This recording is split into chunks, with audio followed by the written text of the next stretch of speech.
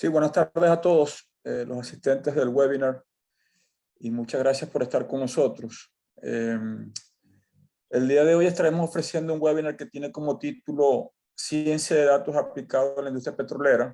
Me presento, mi nombre es Vladimir Vázquez y pertenezco al equipo de Artificial Intelligence Petroleum. El webinar de hoy estará a cargo de Ricardo Soto. Ricardo es ingeniero de petróleo de la Universidad del Zulia, con una maestría en exploración y producción de hidrocarburos, mención gerencia y evaluación de yacimientos del Instituto Superior de Energía de Repsol en Madrid, España, y la Universidad Heriot-Watt, Edimburgo, Escocia. Ricardo tiene más de 18 años de experiencia en la industria petrolera y ha trabajado en PDVSA y en Halliburton como ingeniero senior de yacimientos y asesor de ciencia de datos en varios países, tales como Venezuela, Argelia, Omán y Libia, entre otros. Actualmente Ricardo se encuentra en los Estados Unidos y se desempeña como consultor en el área de ciencia de datos, trabajando en el desarrollo de sistemas automatizados de recomendación y aplicaciones web potenciados por aprendizaje de máquinas de inteligencia artificial, tanto dentro como fuera de la industria petrolera. Muchas gracias a las personas que están conectadas actualmente y las que se están conectando. Les invitamos a realizar las preguntas a través de la opción de preguntas y respuestas que se encuentra en la aplicación Zoom al final de la presentación. Tengan los micrófonos en silencio, por favor, y vamos a esperar unos 5 minutos para que Ricardo comience a dar el webinar. Gracias a todos nuevamente. Gracias, Vladimir. Mientras esperamos estos 5 minutos, bueno, ya él les comentó un poco de mi background. Ahora yo les comento también un poco de lo que se trata de este webinar, ¿no? Este webinar es más que todo un manejo de expectativas cuando empiezas en este mundo de ciencia de datos y analytics aplicado a la industria petrolera. No es la intención abordar a profundidad ninguno de los tópicos que se van a tocar acá, porque para eso van a haber ciertos módulos y van a haber ciertos cursos y charlas. Lo que se quiere es más que todo mostrar qué es y qué no es. Cuáles son los conceptos básicos y cuáles también son los malentendidos que se tienen desde los puntos de vista de ingeniería y los puntos de vista de IT, lo que llamamos informática, ¿no? Y tecnología de la información. Todo el recording va a ser en español. Vamos a dejarlo en la nube después de esta charla. El equipo de AI Petroleum, Rubel, Vladimir, compañía, pues bueno, ya darán los detalles, ya daremos los detalles de cuándo va a estar disponible. Si no me equivoco, Vladimir va a estar inmediatamente disponible o en unos días o en unos, bueno. Lo importante es que va a estar disponible. Dime. Creo, Ricardo, a partir de mañana estará disponible. Ok, perfecto. Y también pues quería también comentarles de que mi incursión en esta disciplina tan grande y tan vasta y tan vigente y tan actual nace de una necesidad, y es la necesidad de manejar volúmenes de datos más allá de las 1.6 millones de celdas que Excel puede manejar, o más allá de los gigabytes que se puedan generar con Word o con PowerPoint, o más allá de lo que se pueda engavetar en los escritorios de los ingenieros. Mi punto aquí es que la idea de todo esto, de toda esta necesidad, es de hacer un flujo de trabajo reproducible. Ya cuando entre en la presentación voy a explicar un poco de qué trata esa palabra, reproducibilidad, que yo pienso que es la palabra clave para este mundo de la ciencia de datos aplicada a la ingeniería en petróleo. Tú me dices entonces, Vladimir, si empezamos o esperamos un poco más. Yo creo que podemos comenzar, Ricardo. Son las 6:05 y vamos a darle inicio al webinar. Perfecto. Bueno, vamos a empezar con la agenda. En este caso, vamos a hablar de 7 puntos particulares, que es la pregunta que se están haciendo todos los científicos de datos. ¿Puede la ciencia avanzar usando solo datos? También vamos a hablar de lo que consiste en la ceguera de datos, o lo que llamamos en inglés data blindness. También vamos a hablar de los conceptos fundamentales de inteligencia artificial y aprendizaje de máquina o machine learning. Vamos a hacer el manejo de las expectativas versus lo que en realidad es empezar un proyecto de cero en ciencia de datos y analítica aplicable a la industria petrolera. Cómo se modelan los fenómenos físicos, cuáles son las aplicaciones que yo he venido desarrollando específicas en la ingeniería de petróleo mientras estuve trabajando en Argelia todos estos años, Argelia, Tunisia, Omán, en estos años, y finalmente concluir con las referencias y los recursos que vamos a dejar disponibles para todos ustedes. La pregunta del millón: ¿puede la ciencia avanzar usando solo datos? Hace 4 años en la revista, no, hace 14 años en la revista Wired, habían comentado de si el método científico se veía amenazado por la generación de modelos basados en datos, o lo que llaman data driven modeling. No solamente se manejó hace 14 años. Esta gran pregunta que se han hecho muchísimos científicos, viene desde hace muchísimos años, inclusive desde el siglo XIX, 1899, en la Universidad de Stanford. Hablaban acerca de las limitaciones del método científico cuando el generar modelos matemáticos generaba ciertos sesgos, ciertas suposiciones, ciertas presunciones que pudieran ser, dilucidadas con más adquisición o con mayor adquisición de datos. Los éxitos en las predicciones de las técnicas de Machine Learning han llevado a ciertas comunidades a afirmar que la ciencia puede avanzar usando solo datos, dándole una peligrosa cabida a los que ahora se llaman científicos de datos a predecir con precisión un fenómeno en particular, sin ser capaces o necesitar siquiera formular una explicación física de por qué este fenómeno sucede. Dice, bueno, si funciona, pues no lo rompas. If it's not broken, don't fix it. Cuando estamos hablando de la pregunta que sigue, que es que si ese detalle se puede resolver con altos volúmenes y frecuencias de datos, si el método científico en verdad está amenazado por la gran resolución, la gran democratización de la data y el gran poder adquisitivo también de los datos que se han adquirido en las últimas décadas, nos ha llevado a pensar de que probablemente lo que queremos todos en nuestra compañía o en las compañías de servicio o en las compañías petroleras, operadoras petroleras, es un centro de misión como el de la NASA, el de Houston. Es un centro de mando con todas las pantallas, la sala situacional, lo que llaman ahora el Digital Oil Field, ¿no? Son dos caras de la misma moneda. Es nuestra máxima pero más intimidante meta. No es difícil llegar a ese punto, satisfacer ese concepto. Los promotores devotos a la ciencia de datos aplicada en la ingeniería de petróleo enfatizan que la mayoría del tiempo, cuando hay una plétora de data en todos los volúmenes y frecuencias, suntuosas inversiones en sistemas de monitoreo que generan grandes volúmenes de datos no garantizan un retorno de dicha inversión, a menos que los ingenieros tengan el tiempo y las herramientas necesarias para analizar estos datos. No importa si la frecuencia es cada segundo o cada 12 horas, si los análisis estadísticos que se aplican son robustos y se usan las herramientas adecuadas. Lo que se busca es acabar con estos 4 paradigmas, ¿no? El no tenemos tiempo, es muy sofisticado, no, pero eso se puede hacer en Excel. Es un campo maduro, no se puede hacer nada. Hay que dejar que los datos hablen cuando tienes a tus expertos en su materia, los subject matter experts, trabajando juntos, cuando haces las preguntas correctas a la data y cuando exploras y presentas las posibles soluciones a los problemas del campo con más contexto y reproducibilidad. Ya voy a ahondar de nuevo en el significado de la palabra reproducibilidad, y una palabra clave en lo que es la ciencia de datos y analítica aplicada en ingeniería de petróleo.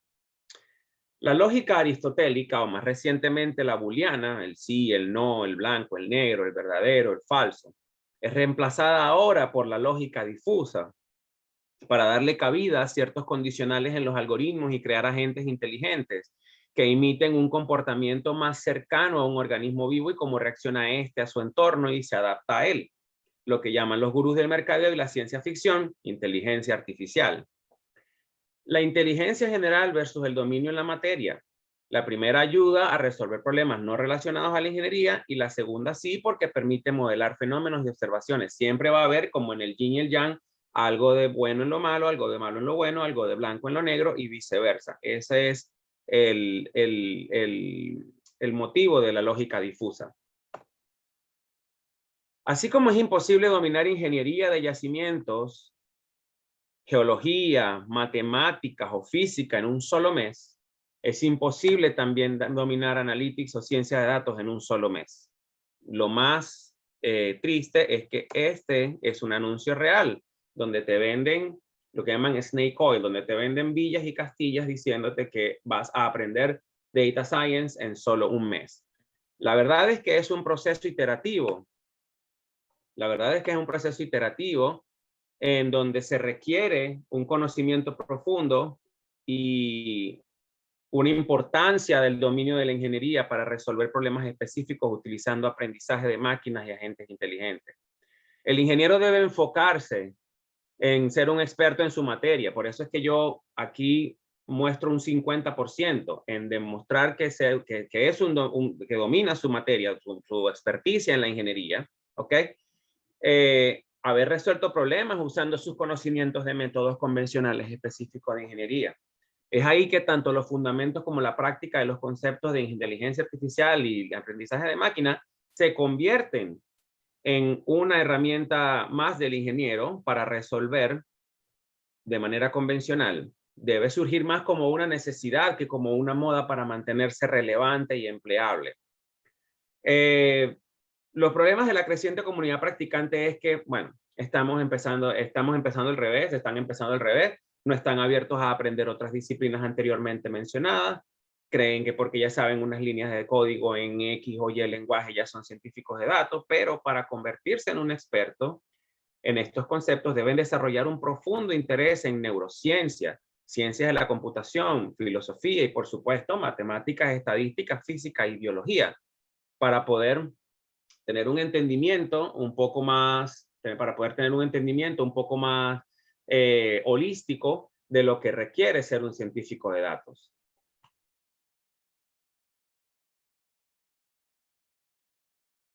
Entonces, la analytics y ciencia de datos aplicada a la ingeniería es la aplicación de estos conceptos de aprendizaje de máquina e inteligencia artificial a problemas específicos de ingeniería. Una vez más, no es la idea de esta presentación ahondar en cada una de estas subdisciplinas, estadística, visualización de datos, minería de datos, son subdominios de la analítica y ciencia de datos. Procesamiento y almacenamiento de datos, neurocomputación, aprendizaje de máquinas, reconocimiento de patrones. La idea es hacerles saber a ustedes cuáles son las disciplinas o las subdisciplinas que involucran qué herramientas necesitan para empezar en su travesía y que a pesar de que las ofertas de trabajo que salen a diario buscan unicornios, por eso el fondo del unicornio es lo que llaman ahora un full stack engineer o un ingeniero todoterreno, por decirlo así, con el paquete completo, no necesitan empezar queriendo saberla todas a profundidad.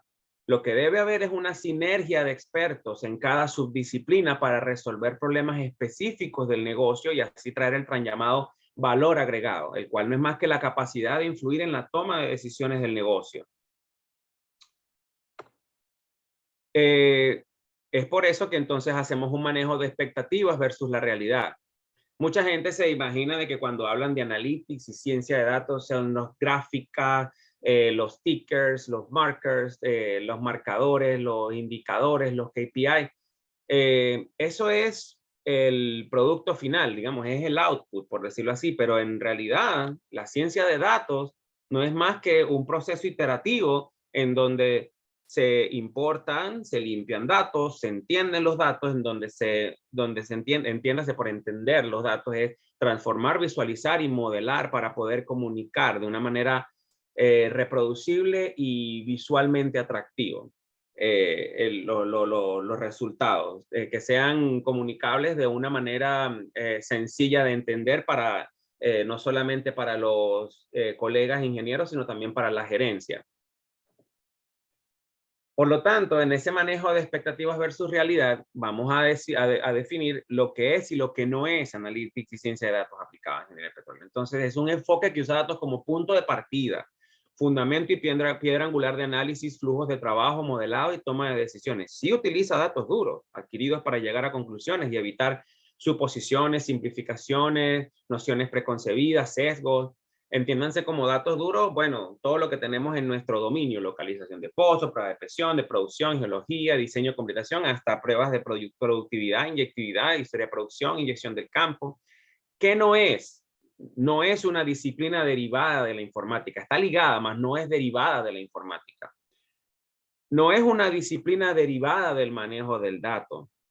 No sirve para validar nuestro entendimiento limitado y sesgado de la física y sus principios, porque hemos vivido o hemos estudiado durante todas estas décadas modelos matemáticos para poder entender lo que no vemos. Esto es algo completamente diferente porque son datos tangibles y son datos adquiridos y con los que debemos tomar decisiones y en los que no debemos mezclarlos con modelos matemáticos. Esta realidad o estos modelos son hechos a partir de datos adquiridos. Son dos cosas diferentes, datos adquiridos contra datos generados por ecuaciones matemáticas o por modelos matemáticos simplificados y bueno, y que generan ciertos sesgos, ¿no? Hablando del modelado en fenómenos físicos, hay que saber diferenciar lo que es una aplicación real de inteligencia artificial y aprendizaje de máquina en la ingeniería de lo que no es. Por un lado está el modelado solo con datos, donde se trabaja con datos ya adquiridos para honrar y validar la física del sistema a través del dominio de la ingeniería, de la inteligencia artificial, del aprendizaje de máquina, física y agentes inteligentes. Por el otro lado está el modelado con física y datos, lo que se llaman los proxies inteligentes, donde las soluciones numéricas y analíticas generan los datos para alimentar el modelo. Y finalmente existe lo que llaman ahora un modelado híbrido, el cual mezcla los dos conceptos anteriores y no es en lo absoluto una aplicación real de la inteligencia artificial y la aprendizaje de máquina en la ingeniería, porque demuestra falta de dominio holístico en los temas anteriormente mencionados, o los ingenieros careciendo de un dominio en la inteligencia artificial y aprendizaje de máquina, o viceversa, anulando uno de los dos extremos y por ende la validez de todo el proceso. Estadísticos queriendo ser ingenieros o ingenieros queriendo ser estadísticos. Una de dos. Es mucho mejor trabajar en sinergia. Este modelado híbrido es usado como un ardid publicitario por muchas compañías para llegar a la mayor cantidad de clientes potenciales posible. Y no es permitido.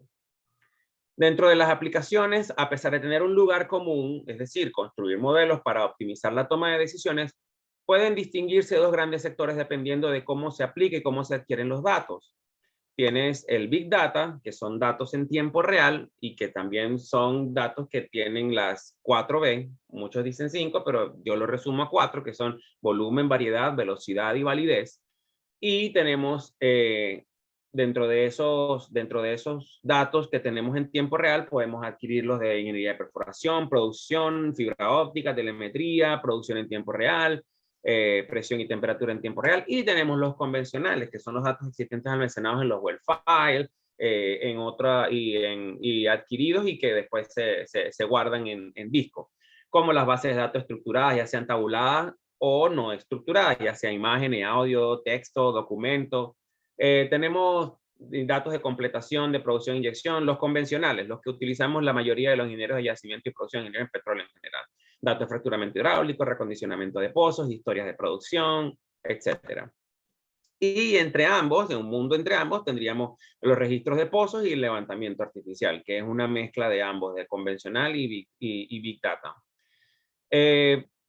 Para que tengan una idea de cuando se quieren iniciar en este mundo de Analytics y Machine Learning, lo cual pudiera sonar intimidante para algunos, buscamos ejemplos sencillos para tener una idea o una imagen de lo que sí es Analytics y y ciencia de datos aplicada en ingeniería en petróleo. Y es, bueno, tienen un ejemplo en Google.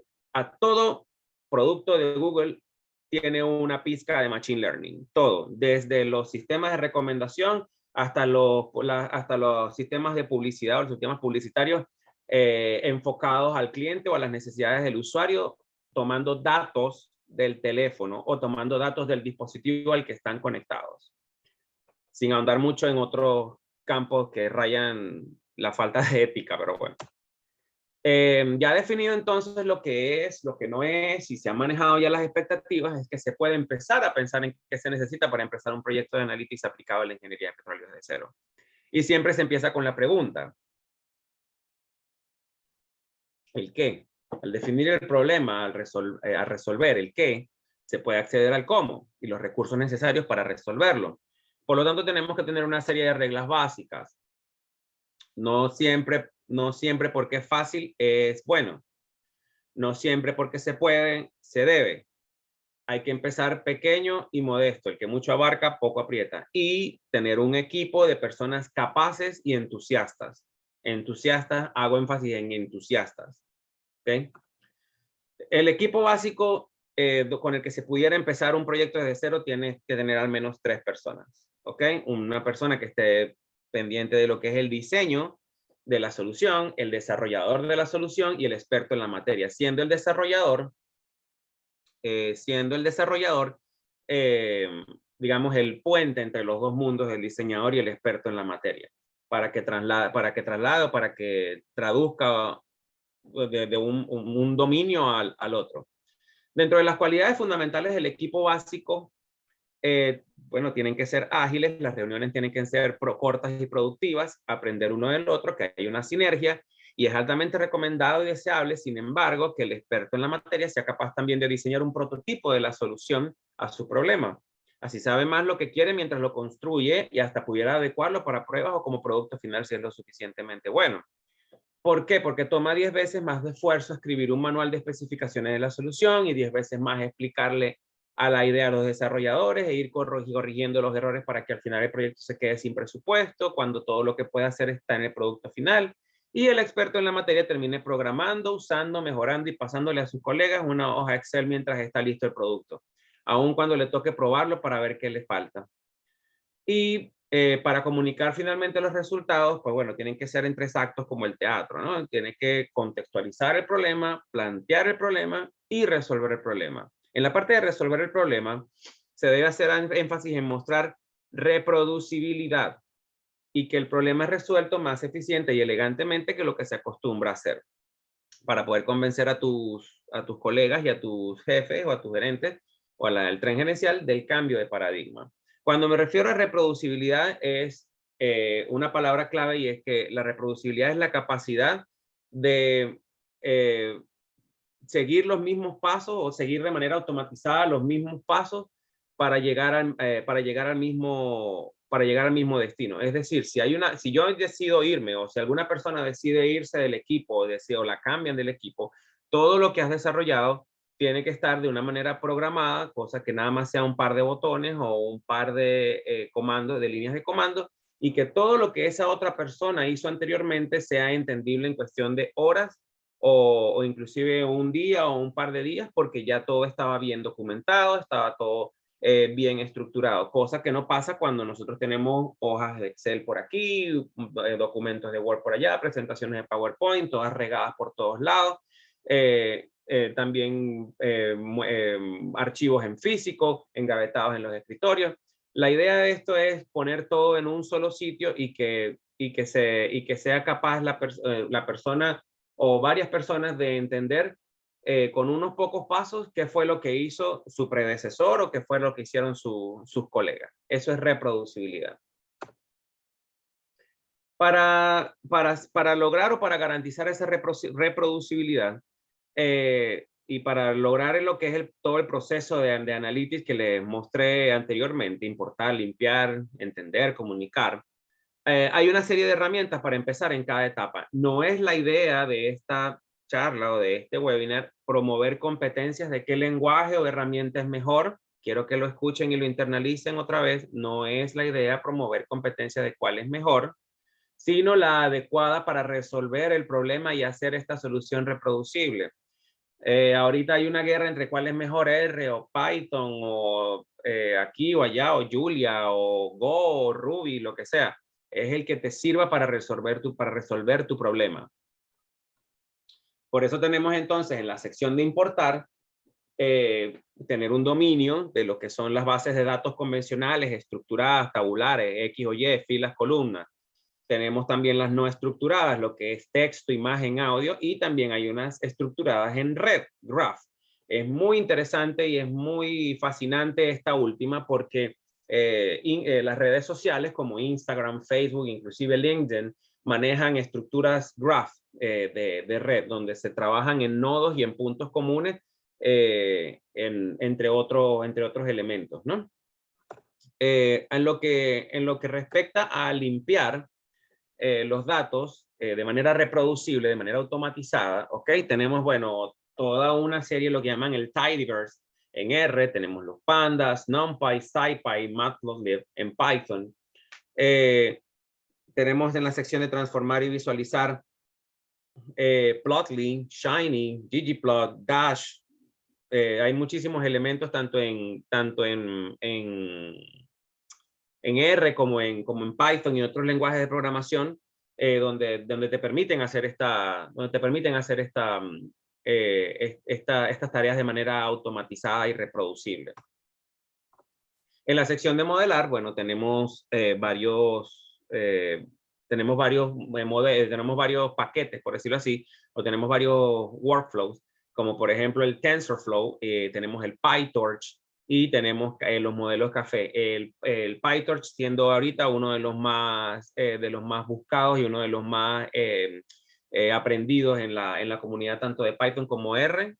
Y también tenemos en la sección de comunicar lo que son también las aplicaciones, generación de aplicaciones web, la aplicación de documentos reproducibles y la aplicación de documentos Markdown, pero en R, y lo que llaman el paquete Knitr, que te permite hacer un documento desde cero. Nada más tú lo que tienes es que colocar el texto, hacer unas referencias a cuáles son las gráficas y cuáles son las tablas y todo, y él te va a hacer automáticamente todo con un clic o con un par de líneas de comando. Para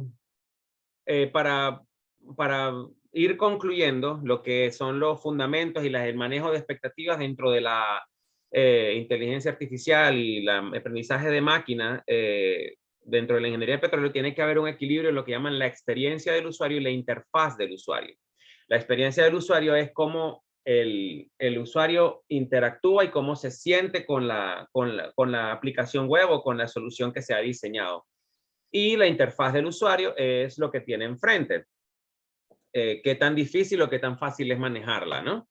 Y por eso tenemos lo que llamamos una diferencia o un equilibrio entre la necesidad y la complejidad. A veces por quererle meter muchas cosas termina siendo algo que no se puede ni navegar por esa aplicación web porque le quieren meter muchos periquitos. Entonces siempre tienen que tener un equilibrio dentro de lo que es la experiencia del usuario y la interfaz del usuario para que el usuario, valga la redundancia, vuelva y se haga más familiar y se familiarice más y le guste trabajar con lo que tú estás haciendo. Para llevarlos ahora a lo que son las aplicaciones específicas en la ingeniería de petróleo, esta es una de ellas. En este caso, una de las aplicaciones fue hacer un análisis de keywords y de minería de datos en donde habían ciertos reportes operacionales en donde existía la misma palabra o la misma actividad o la misma operación, pero deletreado de manera diferente. Entonces, lo que se hizo en este movimiento o en esta aplicación con este cluster análisis que se hizo de manera no supervisada fue que se aislaron ciertos elementos de lo que fue, por ejemplo, la limpieza, que es clean, estaba deletreado de manera diferente. Otros, por ejemplo, el kickoff del pozo, a veces se colocaban de manera diferente, como cuando se arrancaba el pozo se colocaba en mayúsculas, otros nada más colocaban KO. etcétera, etcétera. Entonces lo que se hizo fue que después de minar, unificar, limpiar, transformar datos, si se fijan en la primera parte de arriba, están los detalles, y esos detalles se trabajaron a través de minería de datos y expresiones regulares, regular expressions, donde se hicieron, donde se casaron, o donde se minaron ciertos elementos, ciertas palabras clave, ciertos números, y se llevaron a ciertas variables con ciertos condicionales. Entonces tenemos, por ejemplo, aquí donde si los detalles decían, porque no estaba, en algunos momentos no estaba claro qué era lo que lo que se le había hecho al pozo en esa fecha en particular. Entonces, lo que se hizo fue que se minó eso y se llevó a una variable, bueno, a varias variables, donde se hizo limpieza, donde se le puso ácido, donde se le puso solvente, todo eso se automatizó, y después de 6 etapas de tratamiento de datos es donde entonces ahí podemos empezar a hablar de analytics y de análisis de datos aplicados a ingeniería en petróleo, porque se pueden hacer estudios y se pueden hacer estudios y se pueden hacer análisis de cuáles fueron los tratamientos más efectivos para X cantidad, para un pozo en particular, o para un grupo de pozos en particular, o para una zona en particular, y enfocar todos los agentes inteligentes a ese tipo de actividad de manera automatizada, cosa que le ahorraría al ingeniero no días, sino meses de trabajo para hacer propuestas de trabajo de reacondicionamiento, o de propuestas de trabajo de perforación de nuevas locaciones, o de reperforaciones o recañoneos, etcétera, etcétera. Porque te van a decir cuánto fue el rendimiento y cuánto fue el rendimiento y cuánto fue el pre y el post job ratio del rendimiento con respecto a la tasa que produjo el pozo. Este es otro de los ejemplos en donde se hizo también un cluster análisis. Esto fue en Spotfire, que primero se llevó a Spotfire, que era como mi aplicación por defecto para poder trabajar los prototipos, y después los llevaba a aplicaciones web hechas en Shiny y en Dash. En este caso se escogían ciertos pozos en particular, cuáles eran los que estaban presentando más pérdidas de producción, y se colocaba toda la data de esos pozos para explicar cuáles eran las razones por las que estaba perdiendo de manera sostenida la producción. Y a partir de ahí, pues bueno, se tomaban ciertas acciones de manera automatizada, sin necesidad de que el ingeniero revisara alrededor de 100, 200, 300 pozos, y ya esto te ahorraba un montón de trabajo. Luego de esto ya podíamos ir pasando a lo que era de manera interdisciplinaria el análisis de unidades de flujo, para poder encontrar zonas que no habían sido cañoneadas o fracturadas de manera integrada. O sea, ya se colocaban las fallas, se colocaban los pozos en particular, cuáles eran los intervalos en los intervalos que ustedes ven ahí. También se colocaba una especie de PLT sintético. Cuando a veces el pozo no tenía un PLT, pues bueno, entonces con la misma data de transmisibilidad y de almacenaje en los Lorentz plots, se podía hacer un plot de cuáles eran las zonas que estaban más propensas a fluir una vez que se cañonearan. También tenían ahí una serie de PLTs, pruebas de presión, etcétera, etcétera. También hay una parte aquí que es cuando se hicieron las propuestas de limpieza, porque como era un yacimiento con muchísima salinidad, eran pozos que se tapaban con sal. Entonces lo que se hacían eran de manera frecuente remojo con agua fresca para quitar la sal. Entonces los ingenieros se pasaban alrededor de una semana, 2 semanas, programando lo que restaba de las próximas 2 semanas, buscando pozos uno a uno. Entonces, en este caso, la herramienta lo que hizo fue automatizar esa búsqueda de pozos a los que había que hacerle de manera frecuente los tratamientos con agua fresca. En este caso también, un poquito más avanzado también, fue un mapa que muestra solo pozos verticales cerrados que cumplen con ciertos criterios, en donde este agente inteligente, en donde se utilizó lógica difusa, le pedíamos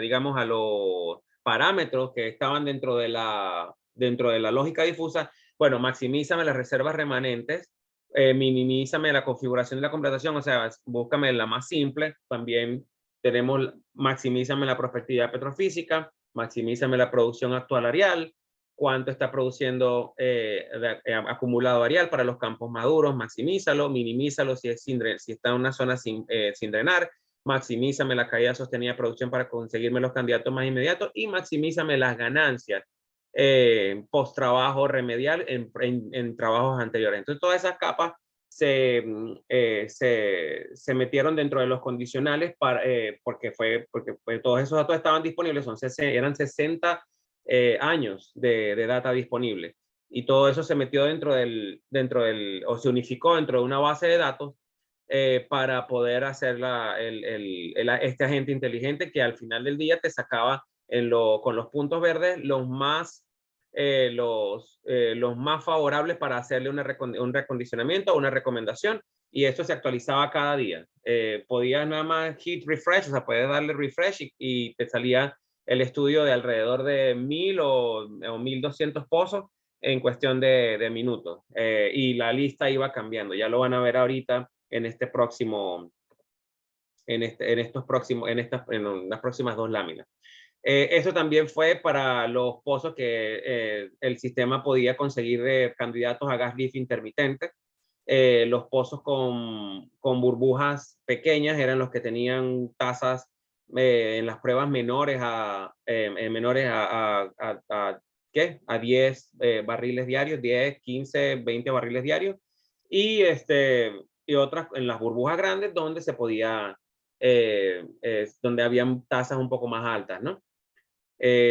Y en esta que está acá también estamos utilizando OpenServer para poder en el lenguaje R hacer un binding de OpenServer con Prosper y Gap, y hacer una automatización en la optimización de los pozos. Es decir, en vez de ir con el modelaje de pozo y optimizarlo uno a uno, ya con OpenServer y con el lenguaje R lo hacíamos de manera automatizada para alrededor de 1200 pozos cada semana, por decirlo así, cuando llegaban medidas nuevas del campo. Que por cierto también eran alimentadas de la base de datos.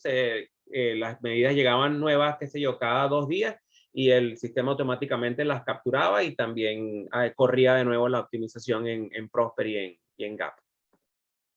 Esto que está acá fue un medidor de flujo virtual también que se generó con redes recurrentes neurales, LSTM.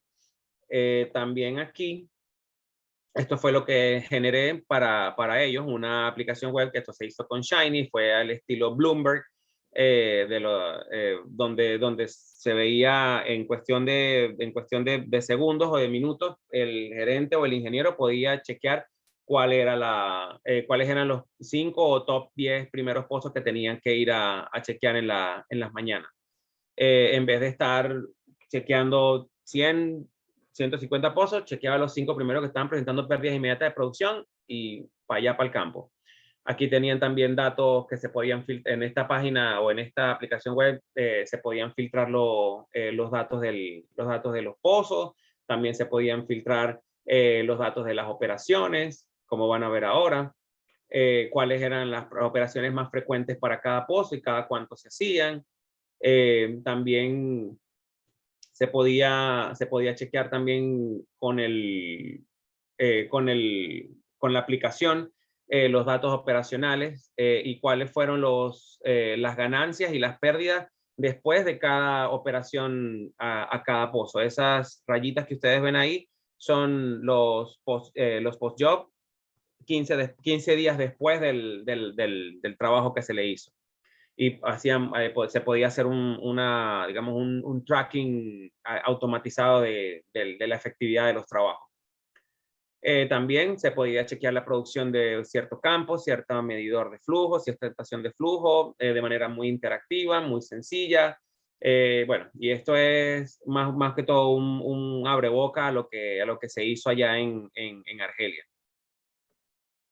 Para terminar, para ir terminando, vamos a hablar de las referencias y los recursos. Obviamente, no, si eres un ingeniero de yacimiento o si eres un ingeniero de producción, hablamos de tener la experticia en el dominio, DEIC, no en Fundamentals of Reservoir Engineering, pero en The Practice of Reservoir Engineering da muchísimas pautas, todavía sigue muy vigente después de su muerte, después de su última edición, sigue muy vigente. Shahab Mohagged es uno de los principales padres de lo que es la ingeniería, lo que es analytics aplicada en ingeniería en petróleo. Está Keith Holdaway también, está Scott Berinato. Todo esto va a quedar también registrado también en la presentación que le vamos a pasar. Y también, pues bueno, links con LinkedIn y las páginas web que yo les recomiendo para que empiecen en este fascinante mundo. Este señor acá, Alfonso Reyes, es un gurú en la parte de ingeniería, aplicada en ingeniería en petróleo. El señor Paolo de la Versana, el doctor Paolo de la Versana, que es de la Universidad de Milano. Y los profesores Shahab Mohagged y Jim Crompton de la Universidad de Colorado, ¿no? El Colorado School of Mines. Para finalizar, los procesos Big Data y Analytics codifican y cuantifican el pasado, no inventan el futuro, y para eso se requiere imaginación moral, y eso es algo que solo los humanos pueden proveer, decía Cathy O'Neill en Weapons of Mass Destruction. Esto lo estoy diciendo porque muchas personas se sienten amenazadas porque sienten que sus trabajos se van a ver reemplazados por máquinas. En realidad no es así. No son las máquinas quienes van a reemplazar en los trabajos o a las personas en sí. Son las personas que sepan manejar estas cosas las que van a reemplazar a las que no sepan manejarlas. Y para cerrar, ya definitivamente tenemos, bueno, que quizás se hayan topado con memes desmotivadores y burlones como este, ¿no? Es una opinión personal que para mí es un sinsentido y es insultante o dañino. ¿Por qué? ¿Por qué es sinsentido? Bueno, porque pide que tengan años de prerequisitos y trabas al final del día. Si meten las manos en el barro por la necesidad de resolver un problema, van a aprenderlo. La comunidad no necesita ponerles 10 años de trabas a los que se van iniciando en este mundo antes que puedan hacer lo que les interesa. El momento es ahora, empiecen ya. Es insultante porque hace ver a los nuevos desarrolladores como si estuvieran persiguiendo lo que está de moda en el momento, lo sexy, como le dicen. Les comparto un secreto, casi todos lo hacen. Es dañino porque afecta la confianza en sí mismo y las ganas de la gente que está interesada en acercarse y empezar en este mundo. No ayuda para nada, es esnovista. Y no necesitan 10 años de prerequisitos. Silencien el ruido de quien les diga lo contrario. Empiecen ahora, aprenderán lo que necesitan en el camino. Estamos ahorita promocionando también los fundamentos de ciencia de datos aplicada a la ingeniería de petróleo y geociencias. Voy a darlo virtual, en vivo, en español, el 7 y el 8 de agosto, en 2 semanas. Dura 12 horas, 6 horas 7, 6 horas 8 de agosto. Tienen la información de los contactos ahí en la lámina. Y lo que queremos con estos fundamentos es que, bueno, tengan una introducción al lenguaje R, Spotfire, SQL, que es para bases de datos, criterios para eliminar data redundante y automatizar recolección de datos, pautas para generar visualizaciones atractivas y funcionales, y cuál es el valor agregado de un ingeniero de petróleo o geocientífico con destrezas de programación y data alfabetismo dentro y fuera de la industria. Muchísimas gracias por su atención. Quedo abierto para preguntas y respuestas.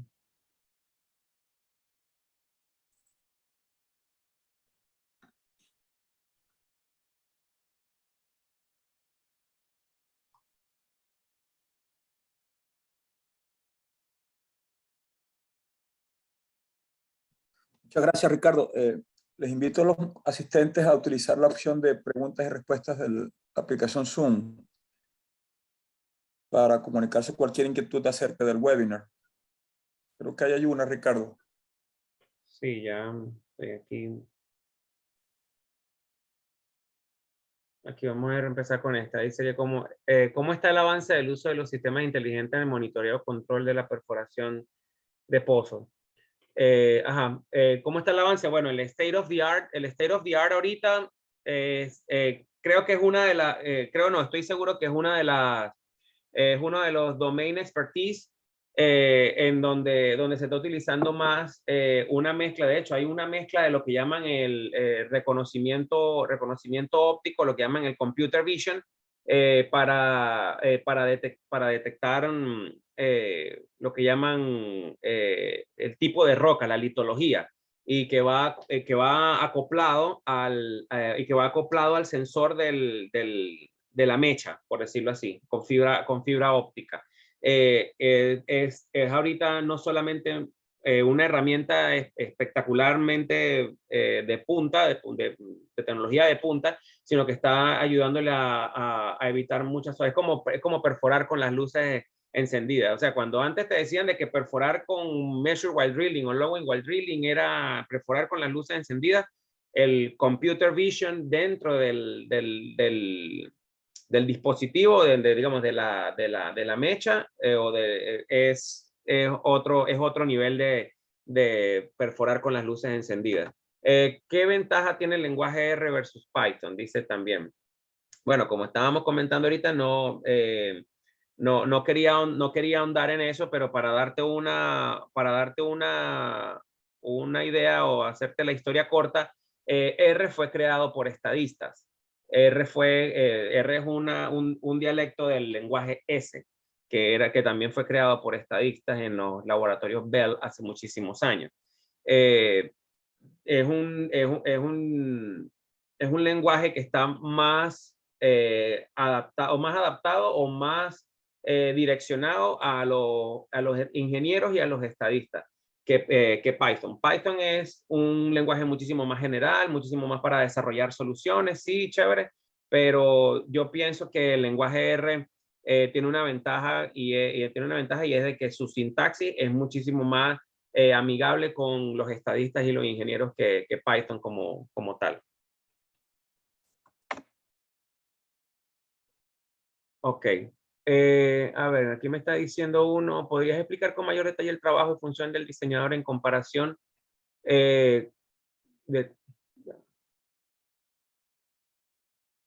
Ok, aquí me está preguntando por tercera vez Edgar Camargo, ¿ha utilizado la metodología CRISP-DM para la implantación de los procesos de analítica de datos? El CRISP es Cross Industry Standard Processing for Data Mining. Es un proceso estándar, pero no lo he utilizado, pero es un proceso estándar. Sí estoy consciente de él, pero no lo he utilizado como tal. Por supuesto que sí estoy consciente de él, pero no lo he implementado ni lo implementé cuando estuve trabajando para Halliburton. ¿Podrías explicar con mayor detalle el trabajo y función del diseñador? A ver, aquí. Que por cierto, el CRISP-DM es prácticamente el mismo flujo de trabajo que yo mostré, pero con digamos, con otras palabras. Porque es entender la data, preparar la data, modelarla, evaluarla, desplegarla, entender el negocio. Por favor, especifica con mayor detalle el trabajo y función del diseñador en comparación del trabajo del desarrollador. Ok. El del diseñador es quien se encarga de la parte conceptual. Cuando hablo de diseñador es quien se encarga de hacer la parte conceptual y quien se encarga de hablar de las funcionalidades de la solución que se quiere crear. O sea, pensar en el end user. Eso es lo que hace prácticamente el diseñador, pensar en el end user.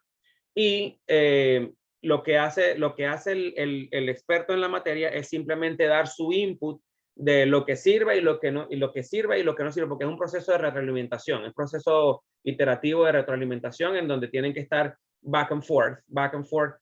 Bueno, sí, esto sí sirve, esto no sirve, de acuerdo a mi experiencia, dice el experto en la materia, de acuerdo a mi experiencia, esto no va a servir. Entonces el diseñador va cambiándolo y ya el desarrollador, una vez que el diseñador y el experto se pongan de acuerdo, pues él se pone con manos a la obra. Por eso digo que el desarrollador es el punto medio, por decirlo así, es el puente entre ambos, entre el diseñador y el experto en la materia. El diseñador tiene que tener no nociones, sino tiene que tener muy claro la funcionalidad y el equilibrio de lo que yo les mostré anteriormente, y mostrar que tiene que tener un equilibrio entre lo que es la experiencia del usuario, la interfaz del usuario, y el experto en la materia simplemente lo que va es a decirle, bueno, por aquí son los tiros o no, por acá no son los tiros. Ricardo, ¿puedes por favor especificar los key skills que obtendrían los participantes del próximo curso a dictarse el 7-8 de agosto? Bueno, como mencioné anteriormente, aquí están. Primero que todo, la idea de esta parte fundamental es que, o la parte de la parte básica de este curso, que son los fundamentos, es cuál es el valor agregado, o cuál es mostrar cuál es el valor agregado de un ingeniero de petróleo que tenga una caja de herramientas, que tenga en su caja de herramientas analytics y ciencia de datos dentro de su caja de herramientas, inclusive dentro y fuera de la industria. Porque a veces no es simplemente para hacerse más empleable, simplemente es para encontrar un propósito dentro de su carrera. Un propósito dentro de su carrera. Y ahorita, con la explosión de dispositivos, con la disposición de democratización de los datos, es muy fácil ahora encontrar más y más problemas que necesitan ser resueltos, que no se pudieron resolver durante muchísimos años, porque bueno, no había ese flujo de información, ni tampoco había esa disposición de las compañías petroleras de convertir sus datos, de compartir sus datos, porque creían que era una ventaja competitiva. Pero ahora más y más compañías petroleras se están dando cuenta de que necesitan compartir la data entre ellos para poder sacar mayor provecho de los activos que tienen. Lo otro también que estamos buscando con este curso es que salgamos de Excel. No estoy en contra de Excel. Ojo, Excel estuvo conmigo por más de 20 años, pero hay mejores maneras de mostrar las visualizaciones, hacerlas atractivas, hacerlas funcionales. Hay un mundo más allá de un pie chart, hay un mundo más allá de una gráfica de barras, y que pueden ayudar a transmitir el mensaje de una manera mucho más efectiva. Esa es una de las destrezas clave que estamos buscando que tengas también. ¿Cuáles son los criterios para eliminar data redundante y automatizar esa recolección de datos y esa eliminación de la data redundante? ¿Con qué? Bueno, con Spotfire, con SQL, con el lenguaje R. También vamos a tocar Python por aquí y por allá, pero nos vamos a enfocar en R, en Spotfire y en lenguaje SQL. En lenguaje SQL especialmente porque es un lenguaje que es imprescindible ahorita para manejar bases de datos estructuradas. ¿Alguna otra pregunta?